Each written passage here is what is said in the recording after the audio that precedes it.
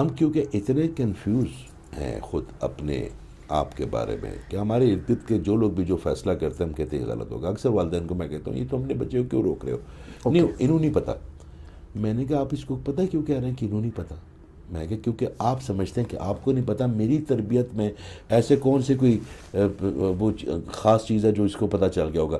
آپ کنفیوز ہیں اپنے بارے میں, پھر آپ کنفیوز ہیں اپنی تربیت کے بارے میں, تو پھر آپ کنفیوز ہیں اس کے ڈیسیجن کے بارے میں. اگر والدین اپنے بارے میں کنفیوز نہ ہوں گے تو اپنی تربیت کے بارے میں کنفیوز نہیں ہوں گے, اس بچے کے ڈیسیجن کے بارے میں کنفیوز نہیں ہوں گے.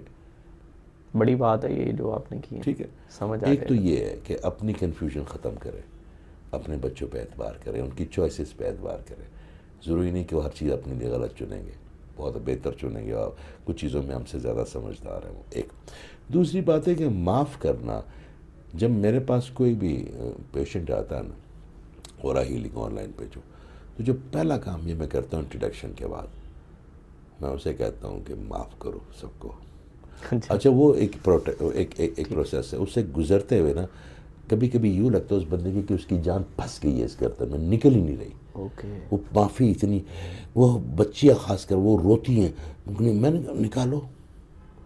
میں اپنی کسی انسان کی, شاہ صاحب کی ایک غلطی کی جو ہے نا معافی نہیں دے سکتا, اور میں امید کرتا ہوں اپنے اللہ سے کہ میری 1000 خامیاں روز کی معاف کر دیا کرے. اس نے مجھے دسترس دیا ہوا صرف ایک معافی کا, وہ میں نہیں کر رہا. اور وہ ہے نا کہ لوگوں کو اس طرح سے معاف کرو کہ اللہ کے آپ کو امید ہو معاف کرنے کی. اللہ تعالیٰ سے امید ہے نا ہمیں معافی کی, میرا اللہ ہے نا, وہ کیوں نہیں کرے گا. وہ تو کہتا ہے کہ لا الہ الا انت سبحانک انی کنت من الظالمین.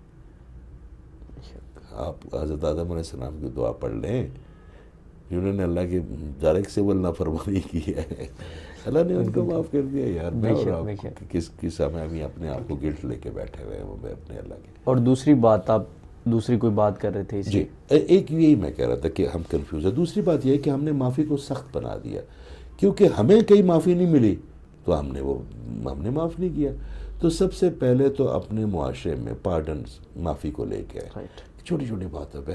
آپ کو پتہ ہے یہاں پہ کوئی ٹکر ہوتی ہے کوئی کسی سے معافی نہیں مانگتا, کسی کے پیر کے اوپر آپ پیر رکھ لیں کوئی معافی نہیں مانگتا. جو باقی معاشرے نارملائز نہیں ہے سوسائٹی میں, باقی معاشروں میں آپ چلے جائیں نا, ہلکا سے کسی کا وہ 3 دفعہ روکے, ہم سو سوری, کتنا ایزی کر دیا نا انہوں نے. ہمیں جو ہے نا کسی کو ہم سمجھتے ہیں کہ اگر ہم معافی مانگیں گے تمہاری عزت میں کمی ہوگی. نہیں, ہماری عزت میں اضافہ ہوگا, کیونکہ اللہ کی نظر میں عزت و عز و منتشا ہے.